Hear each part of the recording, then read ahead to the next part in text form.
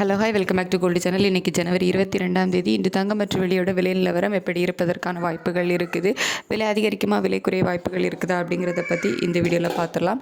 நேற்றுக்கு நமக்கு தங்கம் வந்துட்டு 2 நேரம் விலை அதிகரித்து 22 கேரட் ஆபரண தங்கம் 1 கிராம் 515 ரூபாய் விலை அதிகரித்து 14,415 ரூபாய்க்கு 1 கிராம் ஆபரண தங்கம் விற்பனை ஆகிட்டு வருது. வெள்ளி 1 கிராம் வந்துட்டு 345 ரூபாய்க்கு விற்பனை ஆகிட்டு வருது. இப்படிப்பட்ட சூழ்நிலை இப்போதைய காலை நிலவரம் பார்க்கும்போது சர்வதேச அளவில் தங்கத்தோட விலையில் ஒரு நல்ல இறக்கம் இருக்குது அப்படின்னே சொல்லலாம்.